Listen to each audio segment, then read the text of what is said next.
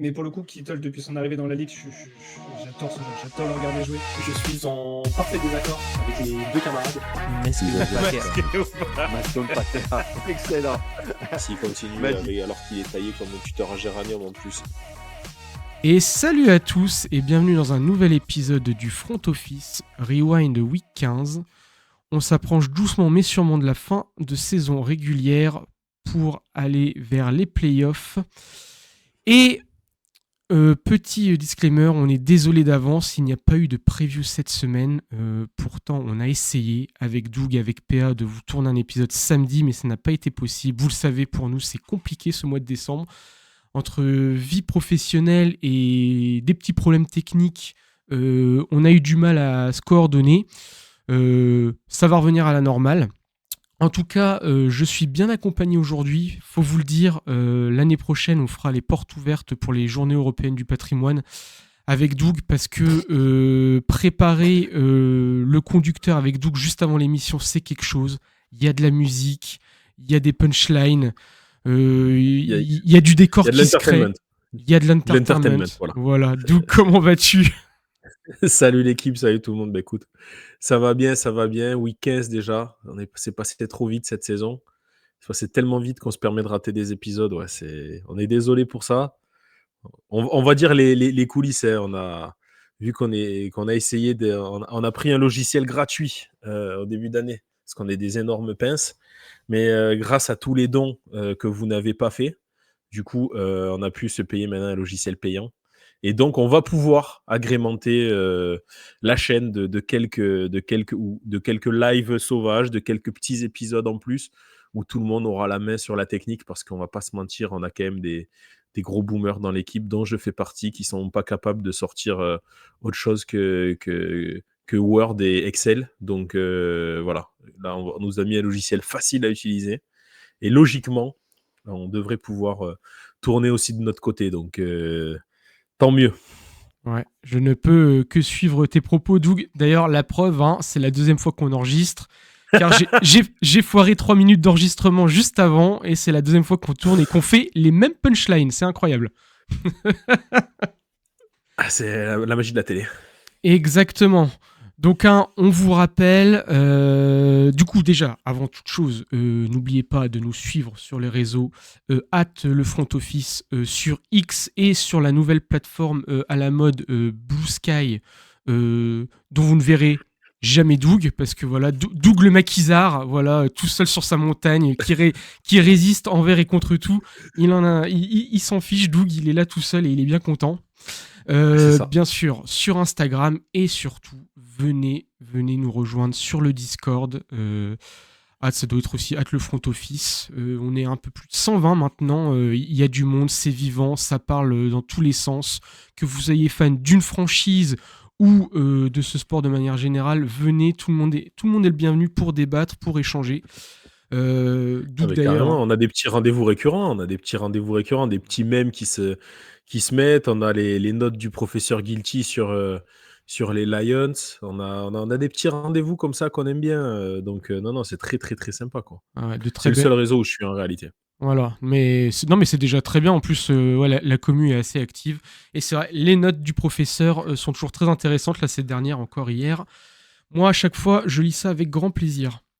Bon, en tout cas, cette semaine, on va revenir sur cette week 15 avec l'employé de la semaine, donc le joueur qui nous a marqué. Ensuite, on fera bien sûr le gros dossier. Est-ce qu'un match, une action, un joueur nous a marqué ? L'évaluation, le top flop équipe, le compte-rendu de tous les matchs, et puis on passera aussi sur la preview du Sunday Night Football de la Week 16 qui oppose les Broncos aux Chargers. Petit point prono, Doug, tu vas remplacer PA qui d'habitude tient les comptes. Et c'est ça, je remplace PA, notre numéro 1. Notre numéro 1, qui est toujours numéro 1, qui nous fait une semaine à 12 points. On a pas mal de monde à 12 points. Alors, on va partir du bas comme d'habitude. On va partir de GG comme d'habitude. Vous en avez... vous connaissez l'expérience. Donc, on est sur la week 15, là, d'ailleurs. Bon, il s'est trompé, mais c'est pas grave. Donc GG nous a fait 11 points cette semaine, 11 points, qui est pas mal, hein, Ouais. pas mal, 11 points quand même. Derrière, on va avoir Alex, Trey et PA qui ont fait 12 points. J'ai fait 14 points cette semaine. Je suis sur le podium du Pixem, des copains, des fantasy qu'on embrasse. Et Anto, bravo, Cocorico, qui nous fait un 15 points, qui est premier cette semaine du Pixem. On voit l'expertise quand même. Heureusement qu'on est venu apporter de l'expertise dans ce Pixem et chez les copains des fantasy. Voilà, donc c'est toujours bon. Et au classement général, on a GG qui ferme la marche, le groupetto qui est composé de GG et d'Alex à 132 et 138 points. On a Trey à 141. Et ensuite, on a le trio de tête avec votre serviteur à 149, Anto à 150. Tu m'as pris un petit point cette semaine. Hein. Ouais. Donc, tu passes devant d'une petite tête. Et PA qui est toujours devant et qui est aussi très bien classé dans le Oui, Pixem tout en haut, PA. général. Ouais, il est quasiment tout en haut. Il est à 157 points. Bravo à lui. Mais comme vous le savez, PA, il a une DeLorean et il va voir les résultats pour ensuite venir sur le Pixem. Voilà. Alors que tu pourrais sauver le monde, PA, tu en profites juste pour avoir des bons résultats au foot et c'est honteux. Exactement. En tout cas, on espère que PA n'a pas trop froid. Seul lui comprendra bien sûr la référence. Hein. Ah, on l'a Et- vu. Il était Voilà. au travail, on va le dire. On veut que la prochaine fois, il vienne habillé comme ça. On dirait vraiment un petit cadre de la défense avec une petite écharpe, un petit costume magnifique. Son petit café Voilà. à la main, comme ça. Ouais, bah ça c'est l'attribut de tout travailleur de bureau, le café. Ah, il y en a, ils sont plus Steam T, mais bon, on vous juge, hein, bien sûr. Ah oui, mais ça, après, c'est les mêmes qui disent fun fact et qui font de la trottinette. Voilà, exactement. On vous embrasse, les buveurs de thé. Bon, en tout cas, Doug, au lieu de clasher les buveurs de thé, je te propose que du coup, on passe à l'employé de la semaine. Et pour toi, qui est le joueur de la semaine ? Allez, ce joueur de la semaine, c'est même pas le joueur de la semaine, c'est le joueur de la décennie. C'est Mike Evans. Mike Evans, le Phoenix, qui nous fait une semaine Mike Evanesque, hein, on peut le dire. 159 yards à la réception, 2 touchdowns. Et Mike Evans, en ayant loupé quasiment la moitié de la saison, j'abuse quand je dis la moitié de la saison, mais il me semble qu'il a raté au moins 4 matchs, facile, 4 ou 5 matchs. Eh bien, Mike Evans, il est à 750 yards sur la saison. Donc, il aurait largement pu tenir son rang de milliards de la saison.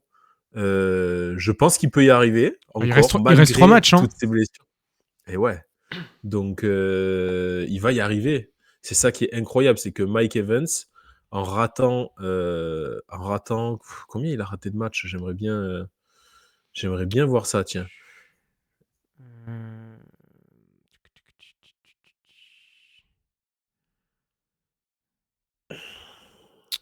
J'arrive pas à voir la stat. Je vais aller voir. Hop. Tu la cherches ou pas ? Attends, sinon je suis en train Ouais, de je suis en train de chercher, mais... Je suis en train de la chercher, mais 11, il est effectivement, à 11. Donc il a raté 4 matchs, c'est ça. Ouais, voilà, c'est ça. Il a raté 4 matchs et malgré 4 matchs ratés, il va faire sa saison à milliards. C'est un monstre. C'est un monstre. C'est le meilleur receveur de la ligue depuis 10 ans et il n'y a pas de débat là-dessus. Et en plus, on voit cette équipe des Buccaneers qui a repris la tête de la NFC depuis 2 semaines, de la NFC Sud, bien sûr. Ils ont repris la tête de la NFC Sud. Là, ils ont explosé les Chargers, alors que les Chargers, c'était la meilleure défense de la ligue. Ils leur ont mis 40 points à Los Angeles et il n'y a pas photo. Vraiment, le match, il est incroyable. On a quand même dominé tous les débats. Il n'y a pas à dire sur ce match-là. Il n'y a pas photo du tout. On a une ligne offensive avec un Tristan Wirfs qui a cette année autorisé le total de 0 sac sur toute la saison. C'est le seul avec Penei Sewell. Donc, on a vraiment 2 monstres là, 2 jeunes monstres en tackle. On a Graham Barton, le centre, qui est fantastique aussi. On a Cody Mosh, le guard aussi, qui fait sa saison. Non, franchement, c'est un Baker Mayfield. Mm. C'est incroyable. On voit que tout le monde se dépouille pour lui. Encore une fois, sur le terrain, un jeu au sol qui tourne, une Ouais. défense qui a retrouvé des couleurs. Non, c'est parfait, quoi. C'est parfait. Un calendrier plutôt favorable du côté de la baie de Tampa. Ouais, non, ça tourne. Et puis voilà, Mike Evans, encore une fois, qui va réussir. J'étais très, très, très peiné quand il s'est blessé, en me disant qu'il va pas faire sa saison à milliard, parce que ça serait quand même incroyable que sur toute sa carrière, il y arrive. Ça serait un truc Mm. de dingue. Ben, il va y arriver, donc bravo, monsieur. Ouais. Incroyable. Moi, je ne peux que te suivre dans ton argument. C'est dans tes arguments plutôt même. C'est incroyable. Et puis bon, bah, les Bucks, c'est sérieux. Ça va finir, premier de la div encore une fois. Ça va aller en playoff doucement mais sûrement. Pareil, hein, tu dis ouais, le jeu au sol, là, le petit Bucky Irving, c'est aussi très intéressant ce qu'il propose. Et puis bah Mike Evans, ouais, moi j'espère là franchement que sur les 3 derniers matchs, il va faire sa petite moyenne d'à peu près 100 yards, hein, pour qu'il arrive à atteindre les 1000, un petit peu moins même. Ça serait incroyable et vraiment incroyable. Increvable le bonhomme, d'une sérénité et Increvable. vraiment ouais. Et puis voilà, avec ce lien avec Mayfield, hein, on sent aussi quand même que quand Evans n'est pas là, c'est pas la même. Et donc voilà, pour les Bucks, ça fait du bien. Et ouais, vous allez terminer tranquillement, hein, parce que là pareil, les Falcons ont remporté leur match face aux Riders, mais c'était quand même assez poussif. Oh, c'est encore une fois une saison tranquille pour Tampa. Oui, ben, on verra quand on aura des adversaires à la hauteur dans la division. Pour le moment, c'est vrai que c'est tranquille. Bon, là, Ça, c'était gratuit, ça. tu deviens méchant, là, donc là, c'est bon, là. Bon. Allez, tout de suite, je vais chercher PA, là, avec sa petite cravate, sa petite écharpe, là. Tu m'as saoulé. Non, mais en tout cas, tout à fait. Et bah, du coup, on va rester côté receveur, parce que moi, dans l'employé de la semaine, bah, j'ai décidé de mettre en avant, et alors je crois que c'est Trey qui a fait du coup la miniature magnifique et qu'il l'a mis d'ailleurs sur la couverture, hein. Davante Adams, forcément. On ne peut pas le mettre de côté, Davante Adams. 9 réceptions sur 12 targets, 198 yards, 2 touchdowns. Ça y est, là, on a retrouvé la connexion et l'amour fou entre Rodgers et Adams. Ça rappelle les grandes heures des Packers. Incroyable, un gros match. Il avait déjà fait un match solide la semaine dernière face aux Dolphins, mais là, vraiment incroyable. On a retrouvé ce Adams qui, avec son physique, hein, 1m85 et quasiment 100 kg, très puissant, arrivé à s'imposer face à son vis-à-vis pour aller arracher le catch.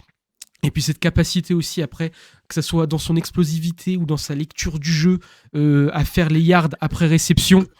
Et puis à rentrer aussi dedans en contact pour éviter le tacle. Donc voilà, c'est propre, ça fait 2 matchs qu'il est à fond. Alors bon, les Jets ne jouent plus pour rien cette saison, ils sont éliminés, ils ne sont plus dans la course au playoff. Mais voilà, ça fait plaisir, de voir Adams dans cet état de forme. Ça fait plaisir aussi de voir la connexion avec Rodgers et un Rodgers aussi un petit peu mieux sur ces dernières semaines. Donc voilà, match référence pour Adams, c'est mérité et belle victoire des Jets face aux Jags. Carrément.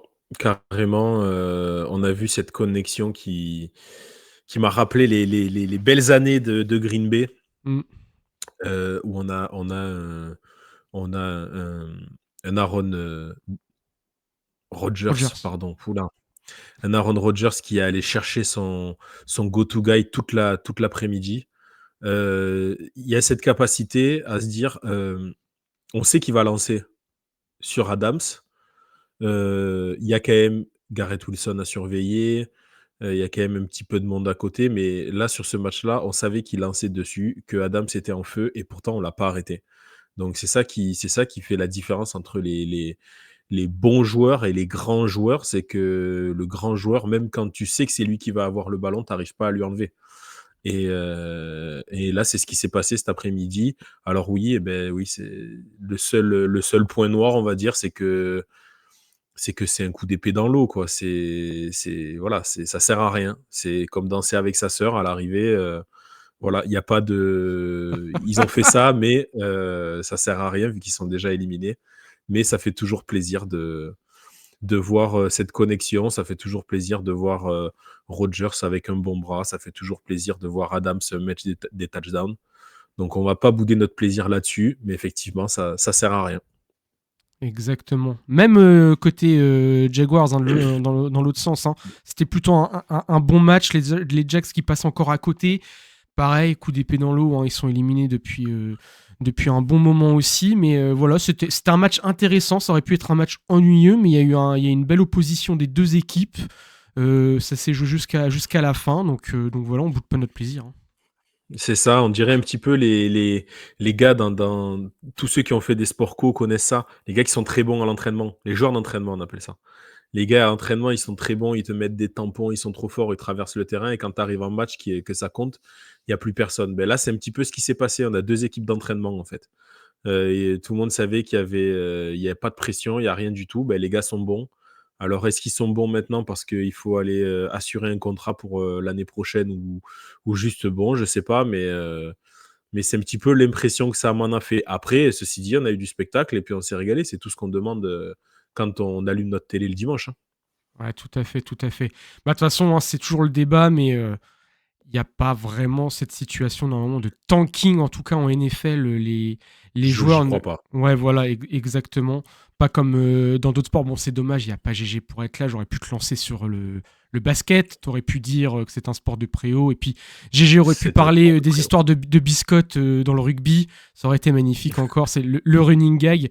Mais voilà, mais je suis tout à fait d'accord avec toi pour ce que tu as dit avec les mecs à l'entraînement, puis en match, c'est pas la même. Pour ceux qui ne savent toujours pas lire le Doug, hein, c'était un compliment venant de Doug. Voilà. En tout cas, Doug, le gros dossier pour toi. Eh ben, le gros dossier, on va en parler. Je pense que ça a été le gros dossier pour pas mal de monde. C'est cette décision de Dan Bowles Campbell qui, cette fois-ci, a un petit peu pété les plombs, j'ai l'impression. Il a dû mal lire l'horloge ou quoi. Mais il a tenté cet onside kick à 12 minutes de la fin. Ouais, là, c'est ça, je crois. Il reste 12 minutes à ce moment-là. Ils sont quasiment à une possession ou à 10 points. Sauf que en fait, l'onside kick, étant donné qu'on est obligé de l'annoncer avant, n'a plus vraiment d'intérêt, ou alors vraiment dans un dernier baroud d'honneur, on va dire, où on essaie de récupérer le ballon coûte que coûte. Mais là, ça lui coûte un touchdown et tout ce qu'ils viennent de faire avant est effacé en une décision qui, pour moi, est très surprenante, on va dire. De l'audace, comme disait Napoléon. Ouais, mais là, pour le coup, ça n'a pas marché et même c'est assez incompréhensible. Je ne sais pas ce que vous en pensez. Ça a fait un petit peu débat dans le Discord.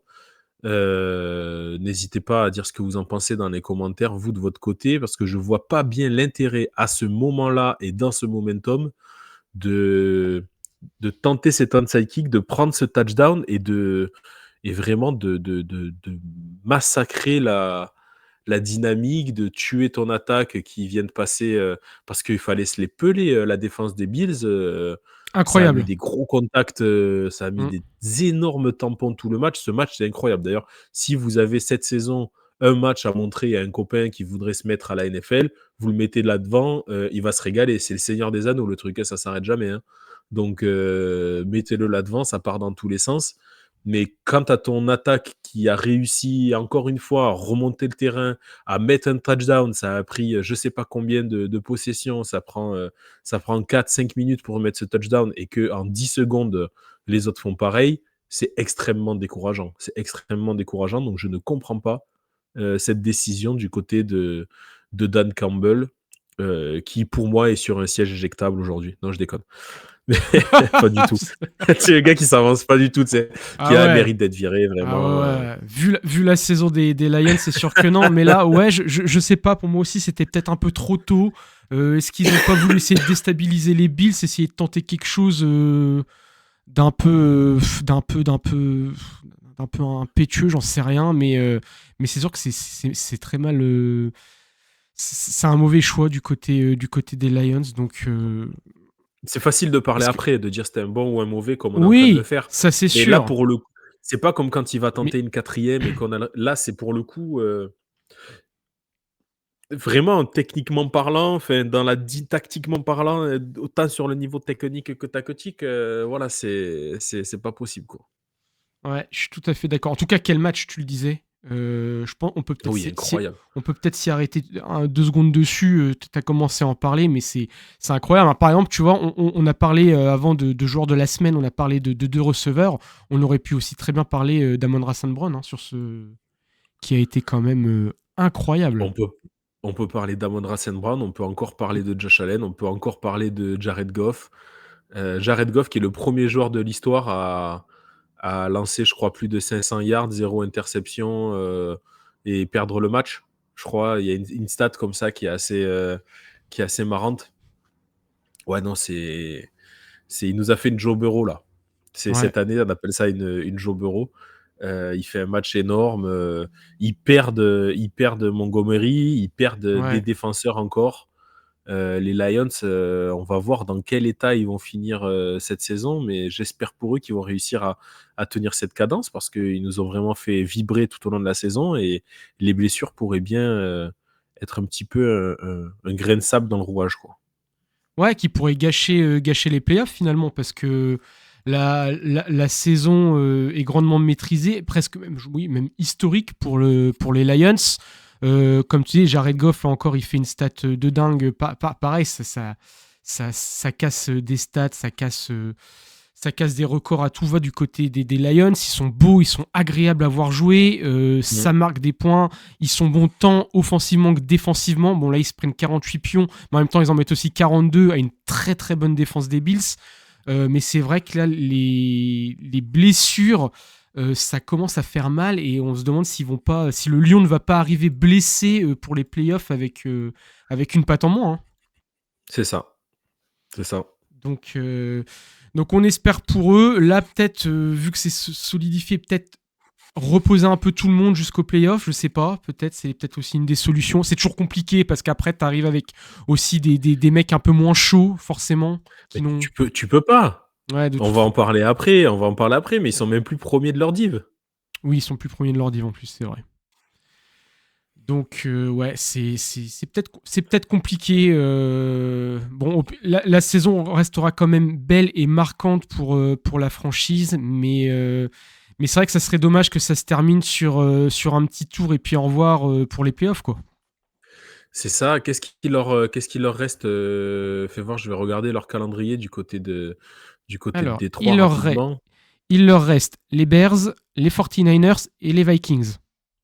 Eh ben, de toute façon, voilà, ça va se jouer ce dernier 49er Vikings le 5, c'est le 5 janvier. Ouais, Allez, préparez votre popcorn et, et mettez-vous devant la télé parce que ça va être incroyable. c'est incroyable, hein. La NFC North, les Lions, les Vikings à 12 victoires, les Packers à 10 victoires. C'est incroyable cette division cette année, hein. C'est ça. Ça fait On va en parler plaisir. après. Exactement. Exactement. Bon, alors moi, un petit sujet peut-être un peu plus léger en tout cas pour le gros dossier. J'avais noté quand les kickers sauvent le match Rams 49ers. Alors on va se permettre de parler de ce match parce que d'habitude on parle, hein, c'était donc le Sunday Night Football, hein, de jeudi dernier. D'habitude on en parle pendant la preview, mais puisqu'il n'y a pas eu de preview, on vous le rappelle, je me suis permis de le noter et d'en parler. Alors quel match avec Alex et PA mardi dernier, on vendait ce match comme sûrement un match sensationnel avec offensivement où ça allait péter de tous les côtés et on finit avec un magnifique 12-6, aucun touchdown. Aucun touchdown. Et justement, le week-end d'avant, on critiquait le niveau des kickers parce que vraiment, ça avait été des kicks ratés de tous les sens, des field goals même très abordables qui étaient complètement foirés et on se demandait ce que ça faisait. Et donc voilà, d'habitude, on n'en parle pas beaucoup des kickers, et quand on en parle, c'est souvent pour leur taper dessus. Donc là, j'avais un petit peu envie de les mettre en lumière, parce que finalement, bizarrement, ce sont les kickers à la fois des Rams et des 49ers qui ont sauvé le match. Du coup, un Joshua Carty du côté des Rams, un petit 4 sur 4, et donc qui a marqué 12 points. Et Jake Moody du côté des 49ers qui a fait son petit 2 sur 2. 12-6, un match offensivement foiré, mais des deux côtés. Alors, est-ce que c'était les défenses qui étaient XXL ? J'ai pas l'impression, tant les attaques ont fait des erreurs, mais alors incroyables. Et je pense qu'on a quoi ? Aller un gros catch, un gros gain du côté des 49ers avec Kittle. Et puis un aussi du côté de Nakua pour les Rams. Alors le temps aussi ne jouait pas pour eux, ça on est d'accord, mais vraiment c'était horrible à voir ce match.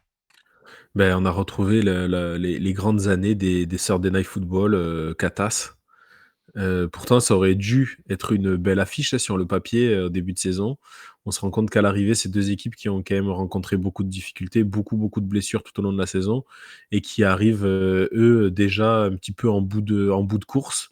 C'était le dernier espoir pour San Francisco de peut-être espérer aller chercher une wild card, c'est réglé. Ça sera pas le cas. Je suis très surpris, hein. Je les avais vus assez haut au début de saison. Je pensais Tout le monde, ouais. qu'ils allaient pouvoir. Ouais, pas tout le monde. Faut rendre à. Je crois que c'est PA et GG qui les avaient pas terribles cette année, si je dis pas de bêtises. Et effectivement, faut croire que cet enchaînement d'années à perdre sur la dernière marche leur a fait du mal à la tête, parce que là, ils ont eu du mal à s'y remettre. Ils perdent leur homme à tout faire quand même. On va pas se mentir que quand tu n'as plus McCaffrey, et le McCaffrey de la saison dernière encore plus dans l'équipe, ça change tout. Ouais, non, une saison compliquée du côté de San Francisco, où il va falloir, je pense, revoir un petit peu en profondeur l'équipe. Pour moi, c'est même peut-être même plus loin que juste quelques joueurs à changer. Est-ce qu'on n'est pas arrivé au bout de ce que Shanahan pouvait proposer ? Parce qu'on voit qu'il n'a pas réussi du coup à aller chercher ce Super Bowl avec malgré 5 années au top.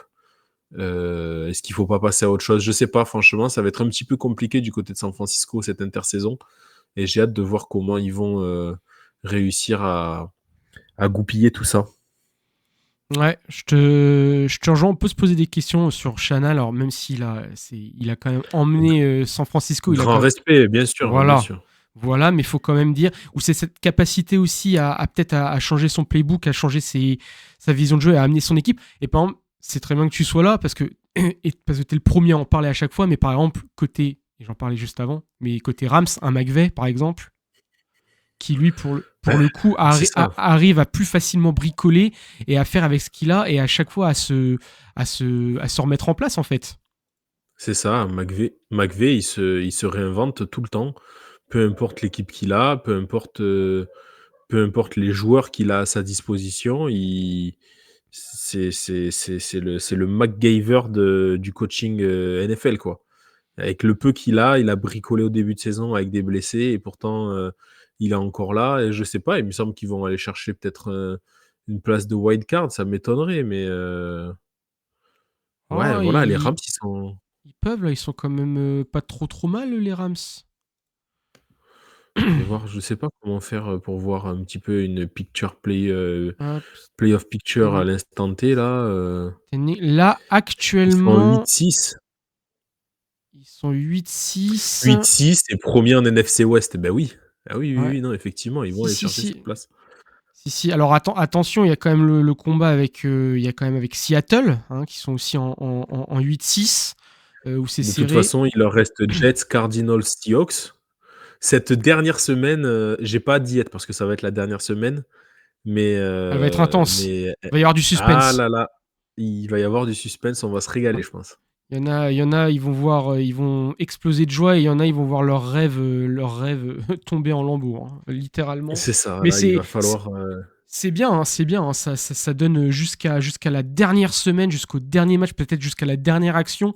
Ça laisse encore du suspense, quoi. C'est incroyable. Quel sport Ouais, magnifique. carrément.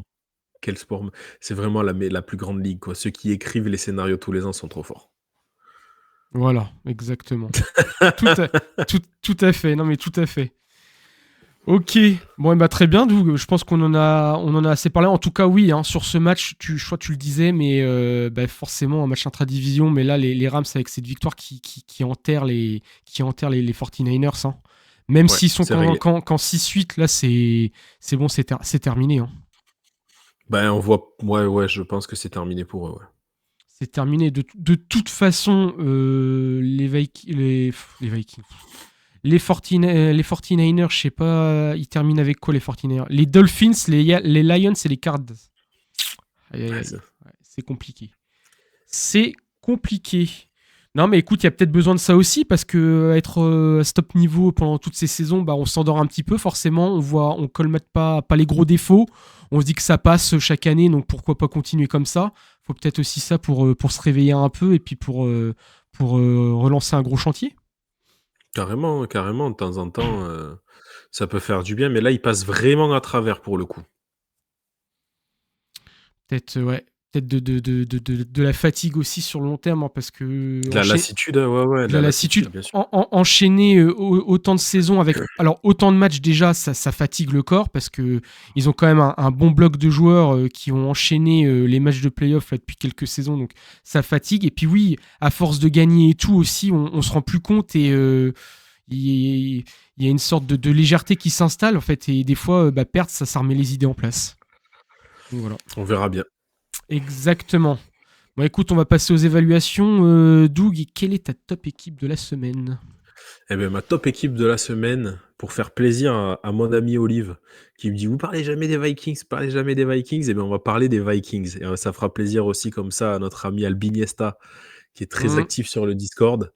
Les Vikings, voilà, les Vikings qui se retrouvent en 12-2 sur la week 15 et qui sont premiers ex aequo. Alors, ils n'ont pas le tiebreaker, effectivement, parce qu'ils ont perdu au début de saison contre les Lions. Donc, les Lions restent premiers si jamais il y a besoin. J'ai dit une bêtise tout à l'heure, donc je me reprends de suite avant qu'on ait besoin de me le dire. Effectivement, les Lions ayant gagné le match aller, ils sont pour le moment devant, mais ce sera surtout ce match retour qui va, sur cette dernière semaine, qui sera décisif. Mais là, les Vikings, eh ben, ils ont explosé les Bears dans un match intra-division, donc ils sont jamais faciles, même si c'est les Bears.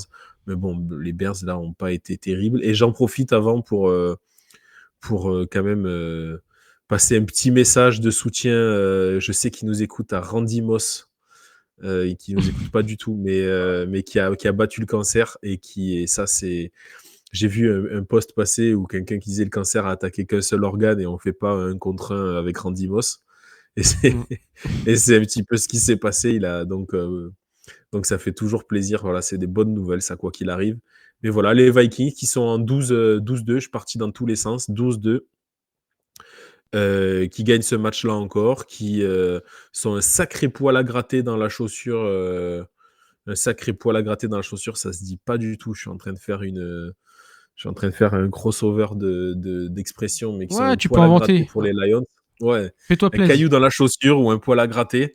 Voilà, mais qui sont un caillou dans la chaussure pour les Lions, parce que les Lions, avec beaucoup de blessés, vont pas pouvoir faire de relâche de quoi que ce soit, vu que le moindre faux pas sera sûrement utilisé par les Vikings, qui, tout au long de la saison, ont eu une défense très très bonne, avec un Brian Flores très inspiré, très agressif.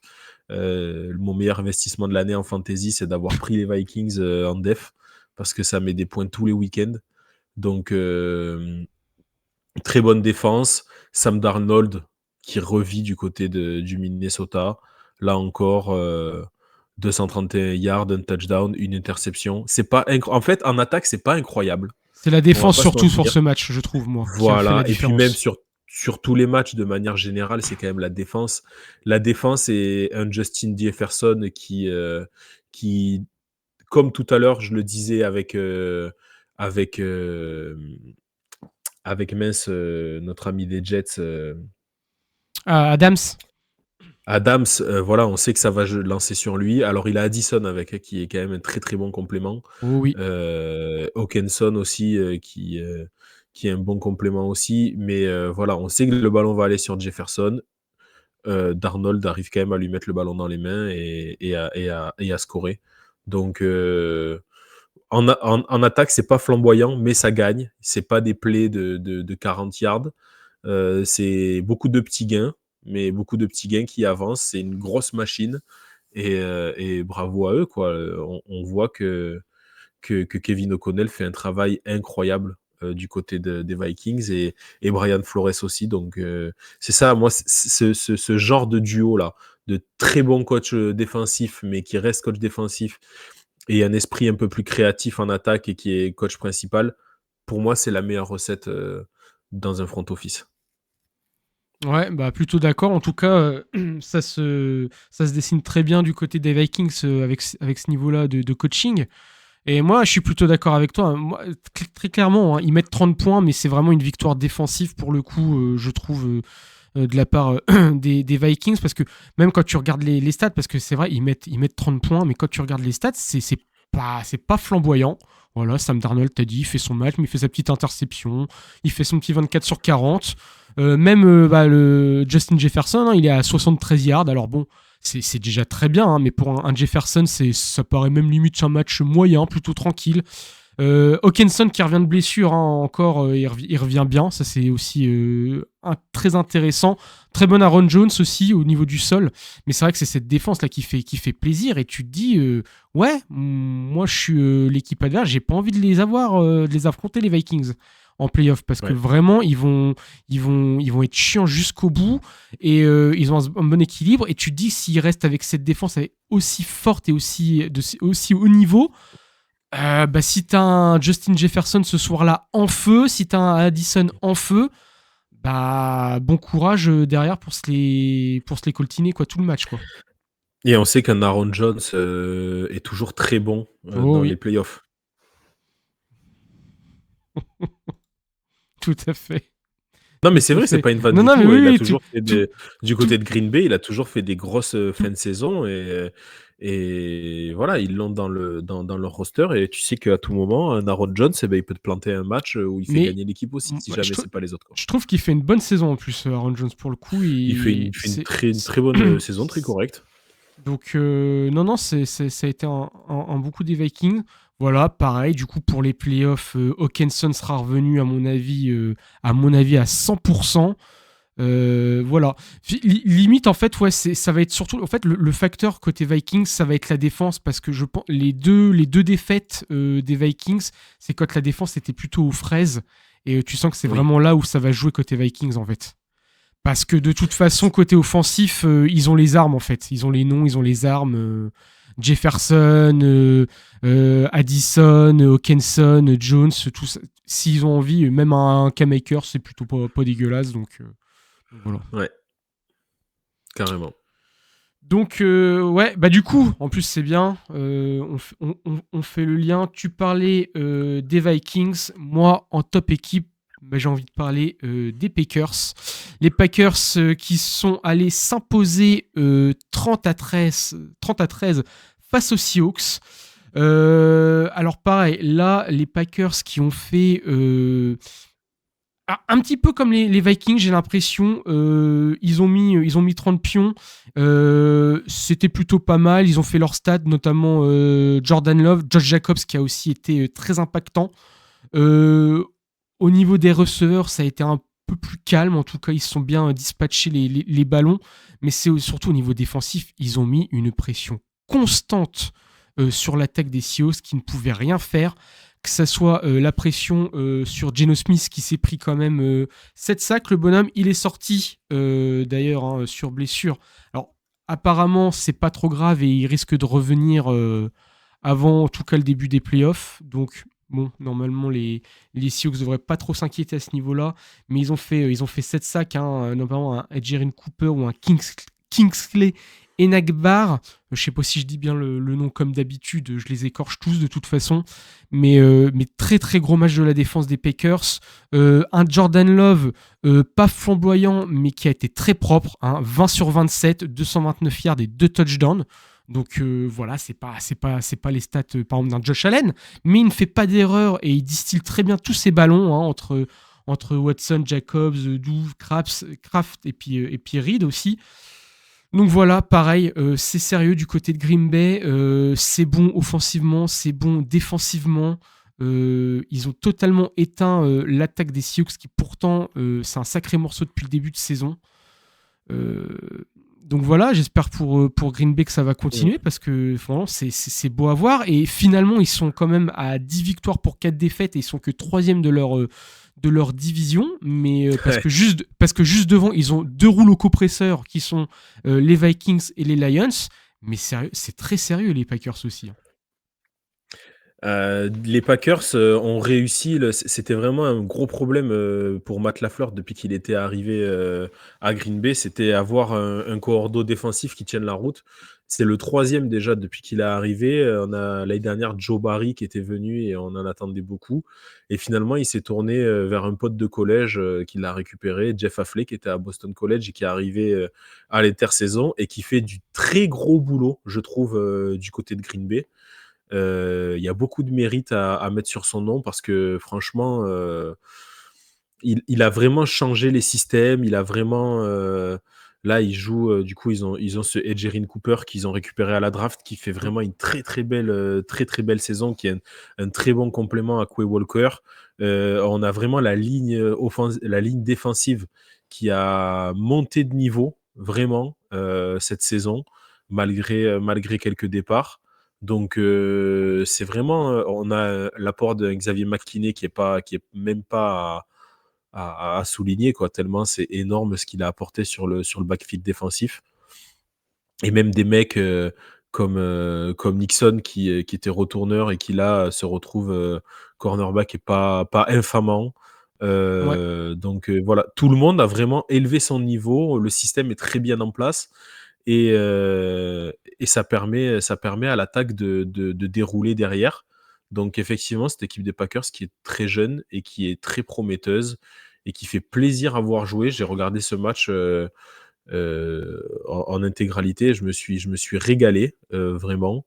De l'agressivité, mais bien comme il faut. On n'a plus les mauvais gestes, on va dire, un petit peu de débiles qu'on pouvait avoir l'année dernière du côté des Packers. Ça a été complètement gommé. Et même Jordan Love qui là, il fait pas d'interception sur ce match-là. Il se rapproche plus d'un Rodgers que d'un Brett Favre au fur et à mesure. Et c'est que du bon du côté de Green Bay pour les années qui viennent.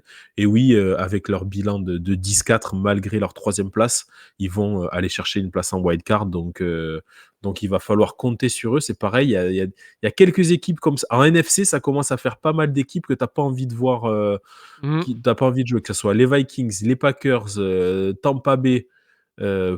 T'as pas envie de te les fader. Là, c'est pas l'AFC où tu vas faire des Broncos ou des équipes comme ça, pas terribles. Là, même les équipes qui sont en wildcard, t'as pas envie d'aller les jouer, hein. Ouais. Pareil, hein, les Eagles aussi, hein, on peut souligner les Eagles. Ça va être incroyable. En tout cas, bon, franchement, ouais, pour Green Bay, c'est quasiment acté, hein, c'est pas encore officiel, mais en 10-4. Et puis alors, il termine la saison en compte bas. Malheureusement, les Saints, les Vikings et puis les Bears. Normalement, ça devrait aller. Dans les trois, c'est eux qui ont dans les trois en NFC Nord, c'est eux qui ont le calendrier, on va dire, le plus simple entre guillemets. Ouais. Donc normalement, à part catastrophe, mais bon, je vois pas, hein, normalement c'est quasiment acté, hein. Côté Seahawks, peut-être un peu plus délicat, hein, ça va enchaîner avec les Vikings, les Bears et puis les Rams. C'est peut-être un petit peu plus tendu de ce côté-là, notamment le dernier match, hein, comme on le disait juste avant avec les Rams, hein, ça va peut-être être le grand final.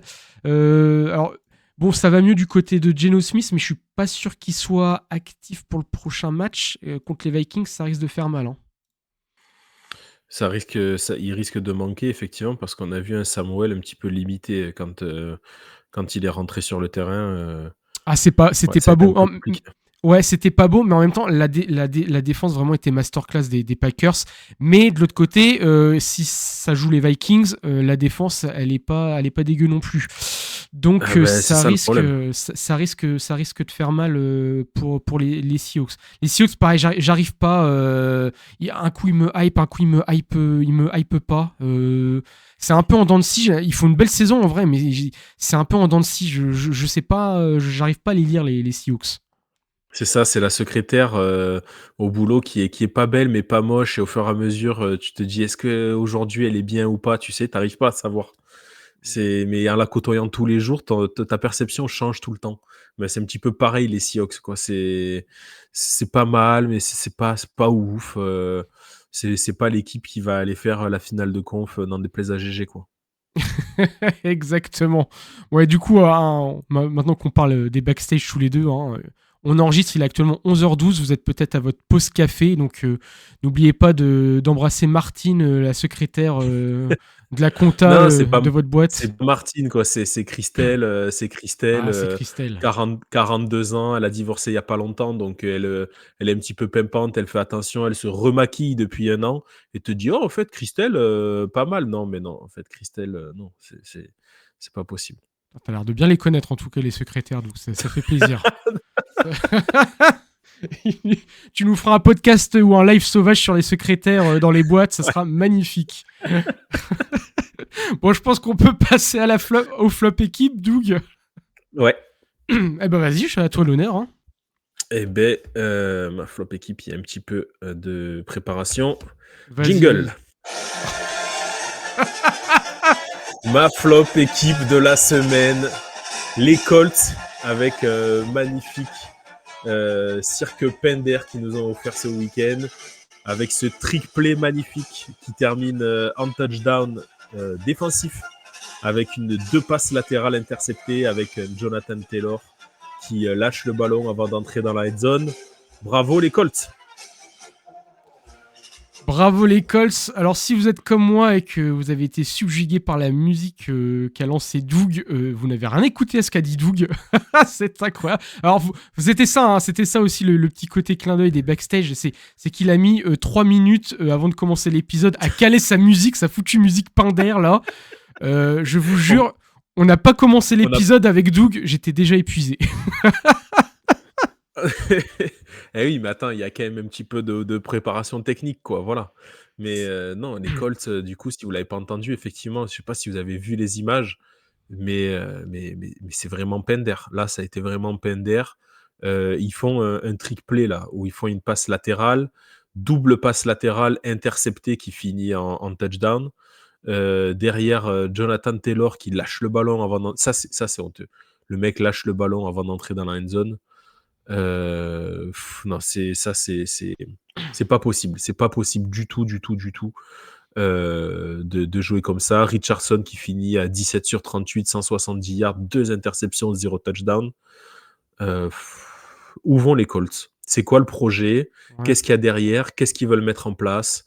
Sur quoi ils peuvent construire? C'est dur, hein. C'est dur parce que la meilleure chose qu'on ait vue cette saison, c'est Flacco. C'est vrai. Comme l'année dernière, du côté des Browns, en fait, la meilleure chose, c'était aussi Flacco.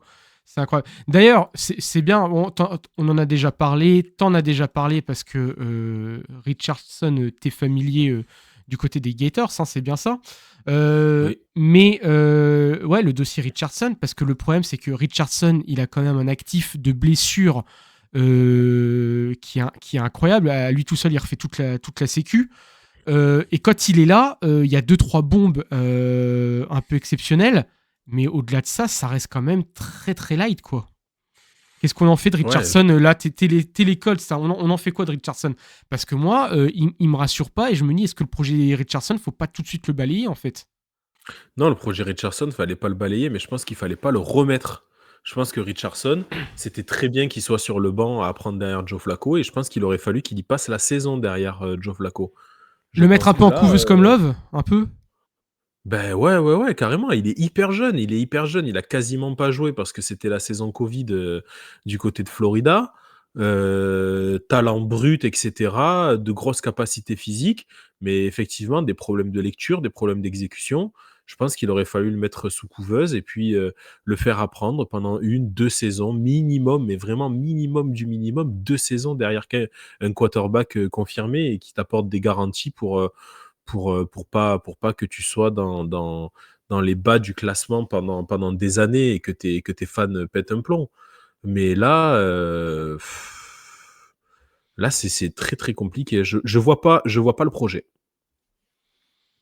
Ouais, on sait pas trop. Ils sont en 6-8. Il y a eu quelques clairvoyances. Mais oui, au final, tu l'as dit, les clairvoyances, c'est quand il y avait Flacco sur le terrain, finalement. Mais bah, Flacco, alors, je sais plus, il a quel âge Flacco, mais il est plus en fin de carrière qu'en début de carrière, Flacco. Donc forcément, Oui, bon, bien. tu vas pas pouvoir rester avec lui pendant encore 2-3 ans. Mais il faut le préparer, tu l'as bien dit, hein, un diamant brut, Richardson, mais il faut le polir. Mais le problème, c'est qu'on le fait jouer et ouais, il y a deux, trois bons trucs à chaque fois. Il y a une bombe qui fait lever tout le monde, qui à chaque fois fonctionne, mais au-delà de ça, c'est quand même. 39 ans, Flaco. Ouais, ben voilà, 39 ans, il était revenu, il était sorti de sa retraite pour s'amuser. Bon, bah ça fonctionne, mais oui, non, il va pas durer indéfiniment, Flaco non plus, hein. Ben, Flaco, il aurait vraiment pas fallu. Il aurait fallu qu'il joue cette saison entière. Clairement, il y a pas. Pour moi, c'est une erreur Ils ont fait le bon choix en benchant Richardson. Mm. C'est un bon choix, mais par défaut, parce que le choix de base, ça aurait dû être Flaco titulaire. Mais ils ont fait le bon choix derrière, le bon choix en le benchant. Et le problème, c'est que derrière, ils ont redécidé de le mettre. Non, je vois pas. Vraiment. Ouais, parce que même eux, en fait, Mystère. tu vois, même eux, les Colts, en fait, tu disais, on sait pas où ils vont les Colts, mais en fait, ils mettent Richardson, mais tu sais pas ce qu'ils veulent en faire non plus de Richardson. En Bah, fait, c'est ça. c'est. T'aides personne à le mettre là, hein. Non, non, ils le mettent un peu en mode, tu sais, match test. Mais c'est un projet, quoi. Ils le mettent, mais tu sais Il pas. a que 22 ans. Lui, il a que 22 ans. Il devrait encore être dans le college football. Il aurait jamais dû. Après, ce qu'il y a, c'est qu'il a capitalisé sur un combine incroyable. Voilà, donc ça lui a permis de sortir premier Ouais, ouais, tour. ouais, ouais. Mais bon, putain, 22 ans et ça fait déjà. Vous imaginez, il a été drafté à 20 ans. Il a rien derrière. C'est Il a vrai. rien. Après, le combine, on est d'accord, hein, on le dit chaque année quand même, mais le combine, ça a aussi ses limites, quoi. Ok, il fait ses stats au combine, mais le combine, c'est pas un match. C'est ça On aussi est le problème. d'accord. Après, c'est toujours plus facile de faire un joueur de football à partir d'un mec qui a des capacités physiques extraordinaires Tout à qu'à fait. partir de Guillaume Batz. Tu vois, on va pas se mentir, à un moment donné, le gars, voilà, Mm. tu as quand même des prérequis qui sont obligatoires. Donc, ils ont pris ce pari-là. Aujourd'hui, en plus, dans une NFL où on va demander au quarterback de courir de 6,5, ils ont pris ce pari-là, sauf que ils ont pas fait ce qu'il fallait. Tu dois pas mettre Richardson sur le terrain. Ils ont voulu mettre un jacuzzi dans une maison qui a pas encore l'eau, tu vois. Donc ça sert à rien. Finissez le chantier, préparez-le comme il faut, et ensuite vous arriverez à avoir peut-être un joueur qui effectivement sera votre franchise quarterback sur 10, 20 ans. Il a que 20 ans, voilà. Bah écoute, à voir, mais ouais, ça se trouve, on va le cramer en fait. Bah, c'est Lui-même, ça. on va le dégoûter lui-même. Après, on va plus avoir confiance en lui, on va le laisser sur le banc, on va plus jamais le ressortir. Alors C'est ça. que si on l'avait peut-être mis un peu comme un Jordan Love en couveuse, alors c'est peut-être le cas extrême de l'autre côté aussi, Jordan Love, mais pour le coup, ça fonctionne. Jordan Love, aujourd'hui, il est bien installé du côté de Green Bay. Green Bay, ils sortent leur troisième gros QB d'affilée, là.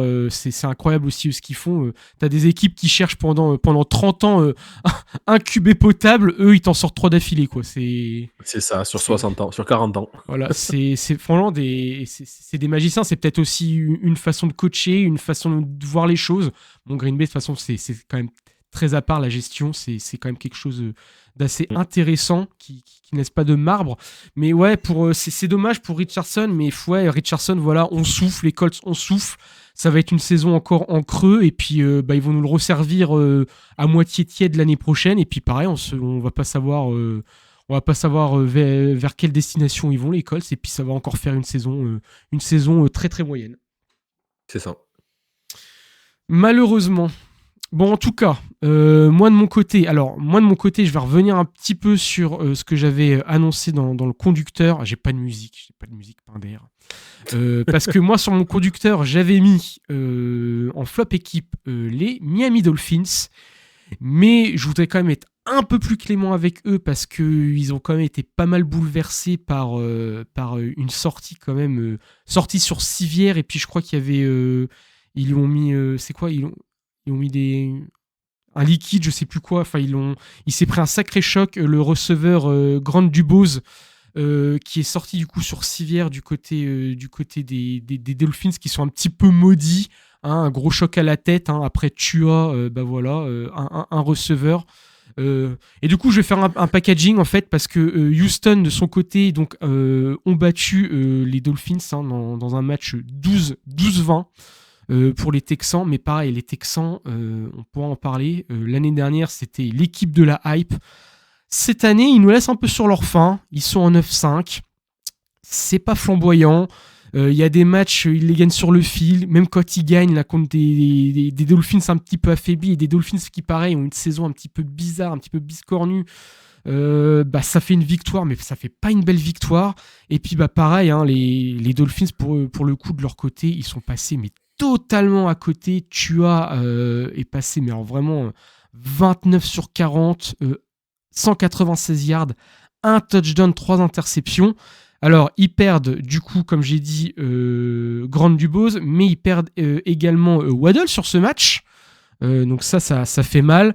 Un Tyreek Hill fantomatique, hein, 2 réceptions sur 7 targets, 36 yards. Alors il n'a pas été aidé par non plus les passes de Tua de son côté. Finalement, c'est Malik Washington et Juju Smith qui sortent au niveau des réceptions. Et puis au niveau du sol, hein, Devon Achane a essayé de faire tant bien ce qu'il pouvait. Donc voilà, c'était un match compliqué des deux côtés. C'était pas un beau match. On vous conseille pas de le regarder. Hein. Allez plutôt sur le Bills Lions proposé par Doug tout à l'heure. Hein. Ah oui. Vous nous remercierez parce que pareil, hein, CJ Stroud, il a pas fait un beau match. Hein, 18 sur 26, 131 yards. Heureuse, ouais. Le meilleur niveau réception, c'est Joe Mixon du côté des Texans. 5 réceptions sur 33 yards. Voilà, ça veut tout dire. Doug, qu'est-ce que tu en as pensé de ce match ? J'en ai pensé que je suis pas resté très longtemps dessus, on va pas se mentir. Hein. On va pas se mentir, je suis pas resté très longtemps dessus parce que effectivement, on a une équipe, du côté des Texans qui est en deçà des attentes, et on a une équipe du côté de Miami qui est en deçà aussi des attentes. Et ça faisait pas rêver vraiment. C'est pas le match qui faisait rêver. On a quand même Miami qui est mieux depuis le retour de Tua. On va pas se mentir. Hein, ça n'a Oui. rien à voir. C'est Oh le jour oui. et la nuit quand il est là ou quand il n'est pas là. Mais là, c'était pas terrible. Et tu pouvais presque effectivement mettre les deux équipes en flop équipe cette semaine parce que c'était pas malgré la victoire. Après, voilà, il y a que la victoire qui est belle et les Texans l'ont fait et ça leur permet d'assurer cette première place en AFC Sud qui vont leur permettre de se qualifier. Mais je ne les vois pas aller faire une surprise en play-off comme ça a pu être le cas l'année dernière pour le coup. Ouais, ça va être compliqué, hein, les Texans cette année. On l'avait dit, attention aux Texans, une belle équipe, ils ont fait une belle saison, mais ils seraient plus attendus cette année. J'ai l'impression que c'est le cas. Alors attention, hein, on parle quand même d'une équipe, parce qu'on est un petit peu sévère, mais on parle quand même d'une équipe en 9-5. On parle d'une équipe qui va être encore championne de division et qui va aller en play-off. Mais voilà, c'est plus compliqué. Il y a l'effet de surprise pour moi d'un côté qui joue beaucoup là cette saison. Voilà. Et puis bon, Miami, on sait pas trop où ça va aussi cette année. Ça va être compliqué. Là, la fin de saison, pareil. Hein, ça va affronter quoi, les 49ers, les Browns et les Jets. Ouais, mais c'est ça qui les sauve un petit peu, c'est qu'ils avaient en plus un calendrier pas très compliqué du côté de Miami. Ouais, ils avaient un calendrier un peu plus abordable, c'est vrai. Parce que là, c'est pas la même soupe. Les Titans, les Texans, pardon, ils font Chiefs, Ravens, Titans. Donc t'en prends 1 sur 3. Hein. Ouais. Donc heureusement qu'ils ont capitalisé au début de saison parce qu'à l'arrivée, ils perdent 2 matchs. Vikings, Packers, Jets, Lions, Titans. Ah si, quand même, ils en perdent 3 contre 3 équipes meilleures qu'eux et ils en gagnent des équipes meilleures. Si, quand même, ils ont gagné les Bills dans un match de début de saison qui était un beau match. Mais non, les Titans, c'est la confirmation est toujours plus dure, on le sait, hein, en Ouais. NFL. Et après, on peut pas dire non plus que c'est une saison ratée. Ils vont Ah se non, non. qualifier et c'est pas mal. Mais est-ce que les joueurs qui sont arrivés ont apporté vraiment du côté de cette équipe? Je suis pas sûr. Ouais, peut-être un petit peu moins, en effet. Mais bon, ils vont aller en playoff, ils vont encore prendre un petit peu d'expérience. Et puis, bah, on va attendre l'année prochaine. Voilà, normalement, on laisse toujours 2-3 ans hein, pour un joueur, pour son développement. Normalement, à la 3e année, les erreurs du passé doivent être gommées. Donc là, on va voir aussi du côté des Texans qui ont fait une saison hypante et puis une saison un petit peu moindre. Ça va quand même 2 fois d'affilée en playoff. Donc voilà. Pour les Dolphins, c'est pas terminé. Hein, ils sont pas encore éliminés de la course, mais ça va être quand même plus compliqué. Hein. Ça va être plus compliqué. Ce qui les sauve, c'est leur calendrier qui est plutôt facile, comme on l'a dit. Mais bon, pour faire quoi? Après, c'est toujours bien d'aller en playoff. Hein, ça fait un match de plus. Il vaut mieux y être que ne pas y être, ça c'est certain. Mais bon, ça sera pas. Il n'y aura pas de surprise pour moi du côté de Miami cette année. Je la vois pas du tout. Malheureusement, ouais, je suis d'accord pour toi. De toute façon, ouais, s'ils vont en playoff, normalement, ça fera pas long feu parce que là, cette année, il rassure pas en tout cas comme les années précédentes, les Dolphins. Non. Non. Bon, bah, voilà, c'est comme ça, c'est comme ça. Bon, en tout cas, Doug, on a fait du coup nos petits top flops, donc je vais du coup faire le petit compte rendu pour voir les équipes sur lesquelles on n'a pas parlé. Donc, alors, donc on avait dit. Les Rams se sont imposés face aux 49ers. Kansas City est allé s'imposer 21-7 face aux Browns. Bon, logique. Mahomes qui sort sur blessure, qui doit être absent au moins 2 matchs.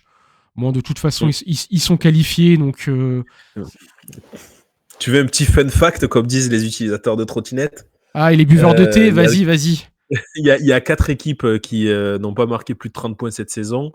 On va avoir Las Vegas, les Bears, comme ça de mémoire, Las Vegas Bears, Titans et Chiefs. Voilà. Ouais, c'est... Bah, tu vois, sur le rewind de la semaine dernière, moi je disais qu'il me rassurait pas et c'est vrai que bah, même quand les stats ne parlent pas pour eux, ils arrivent toujours à s'en sortir. C'est dingue en fait. C'est dingue. C'est ça. En Encore mettant une de fois. côté, bien sûr, les fameux running gags avec les arbitres et consorts. Hein, parce que ça, il y a peut-être un petit peu, mais là, on n'est pas là pour juger ça. Et de toute façon, la décision Non. arbitrale fait que, bah, de toute façon, bah, voilà. Ça fait partie du jeu. Exactement, pour toutes les équipes.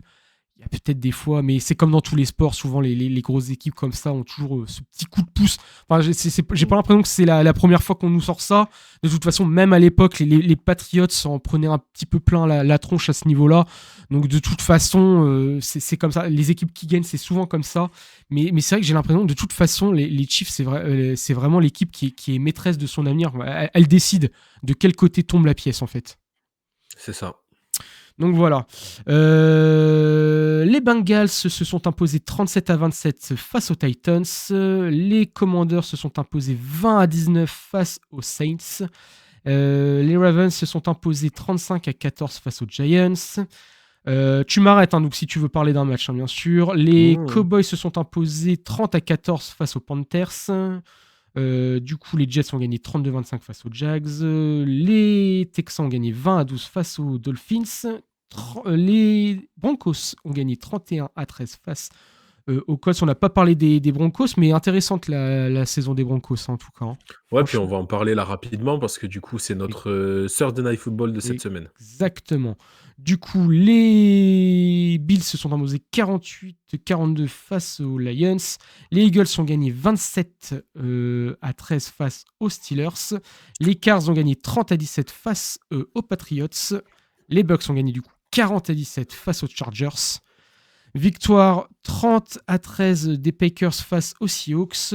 Donc, les Vikings ont gagné 30-12 face aux Bears. Et Atlanta, dans ce magnifique match face aux Riders, ont gagné 15-9. C'est bon, Doug? Eh ben, du coup, C'est bon. on passe au preview de Thursday Night Football de la Week 16 qui va opposer les Broncos à 9-5 face aux Chargers à 8-6. Match intéressant qui va jouer pour la seconde place de la div sûrement. Match intra-division et puis un match avec quand même deux équipes qui cette année surprennent dans le bon sens, j'ai l'impression.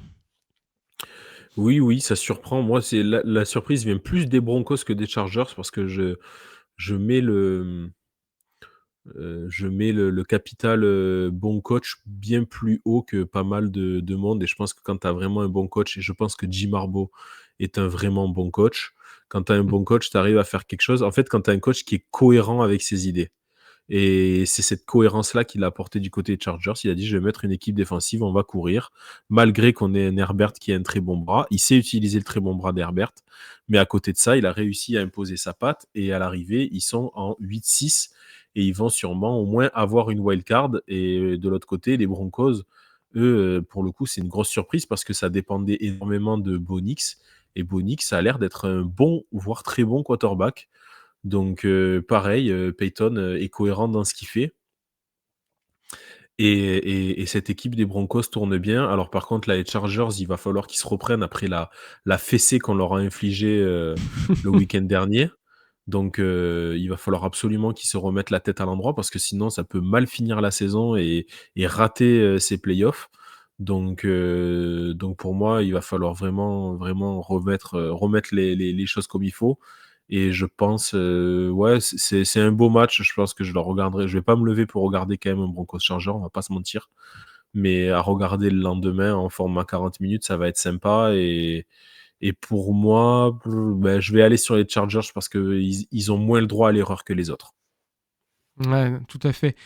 Pour Harbaugh, pour revenir à ce que tu disais tout à l'heure, et pour moi, tu vois, on disait ça allait jouer vraiment une défense assez dure et puis du jeu au sol à outrance au niveau offensif. Bah, tu vois, Harbaugh, c'est le mec qui a son idée, son plan de jeu et qui a son historique pour parler pour lui, mais tu vois, qui a réussi à se réinventer parce que finalement, quand même, les Chargers, ça commence à lancer de plus en plus et ça fonctionne bien. Et donc, lui aussi, il a réussi à se réinventer, à un petit peu changer sûrement ses habitudes.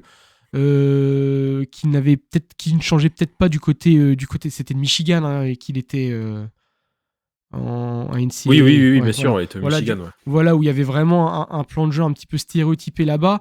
Et là, il a réussi aussi à peut-être lui de son côté évoluer et à voir qu'il avait quand même un QB pour lancer.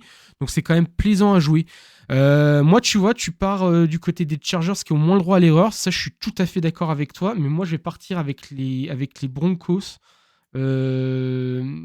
Qui ont quand même qui ont un meilleur bilan et surtout qui ont un meilleur état de forme et je pense que ça va continuer mais attention c'est un match de division, ça peut tomber aussi dans l'autre sens, je serais pas perturbé si les Chargers venaient à gagner mais attention quand même, je pense pour les Chargers, les Broncos, ils ont un calendrier peut-être plus compliqué. Après les Chargers, ça sera les Bengals et les Chiefs pour terminer. Alors que du côté des Chargers, s'ils arrivent à s'imposer façon Broncos, ils vont affronter les Patriots et les Riders. Donc si les Chargers gagnent, je pense qu'ils feront un très bon coup. Parce que du coup, la balle sera dans leur camp. Hein. Exactement. Donc voilà, moi donc tu dis les Chargers, je dis les Broncos. On aurait dû demander à PA de nous dire parce que c'est le premier quand même, pour essayer de voir si on calque comme lui ou si on met à l'inverse pour essayer de le rattraper. Malheureusement, PA va pouvoir nous écouter et mettre... mais là, il peut pas. Du coup, il peut pas mettre l'inverse de nous, vu qu'on est tous les deux... voilà. On t'a eu, PA. On t'a eu. On s'est mis d'accord avant. Voilà. Il y en a forcément un de nous qui va te rattraper un peu. En tout cas, c'est bon. Est-ce que tu as autre chose à dire sur ce match ou pas, Doug ? Non. On verra bien ce qu'il en est sur notre... preview de la semaine prochaine qu'on fera. C'est promis. Exactement. On s'y engage. Ouh là là, attention alors. Il n'y a que Doug qui s'y engage. Au pire, je la ferai tout seul. Voilà, tu feras ton live sauvage, là, comme tu voulais. Non, mais normalement, il y aura une preview cette semaine, ne vous en Ouais. faites pas. On est encore désolé. En tout cas, l'épisode va se terminer ici. On vous rappelle, bien sûr, les réseaux, @lefrontoffice, sur Twitter /X, sur Blue Sky, le nouveau réseau, où la commu FR NFL va doucement mais sûrement. Il y en a de plus en plus, donc allez là-bas si ça vous intéresse. Bien sûr, Instagram, @lefrontoffice. Et puis, bien sûr, si vous voulez retrouver surtout Doug, le Discord, Doug est là-bas. Viendez. Voilà, exactement, viendez. En tout cas, Doug, je te remercie Merci d'avoir à toi. assisté sur cet épisode. Content de l'avoir tourné. Ça faisait longtemps en plus, tous les deux. Et puis, on vous promet une preview, en tout cas, c'est sûr, il y en aura une dans le week-end, ne vous en faites pas. On vous souhaite une bonne journée, une bonne soirée, suivant à l'heure où vous écoutez ce podcast. Une bonne 16e semaine de NFL, c'est bientôt la fin. On s'approche de la fin. La semaine prochaine, d'ailleurs, on saoule tout le monde, hein, on saoule tous notre famille à regarder les matchs pendant leur repas de Noël, hein, c'est ça ? Oui, de toute façon, oui, il Yeah. n'y a pas le choix. Ouais, voilà. Il y a les matchs en plus sur Netflix, je crois, la semaine prochaine. Là. C'est ça, il y a deux choses à Noël. Il y a les matchs cette année et la messe de minuit. Voilà, c'est tout ce qui compte. Voilà, exactement. Et pas le tonton bourré au fond de la salle qui commence à faire des blagues C'est- douteuses à partir de minuit pendant que tous C'est tes moi, cadeaux. ça. Maintenant, eh oui, Exactement. maintenant c'est moi le tonton. Ah bah voilà, eh bah écoute, magnifique Doug. Bon allez, en tout cas, salut Doug, salut tout le monde Salut. et vive le football.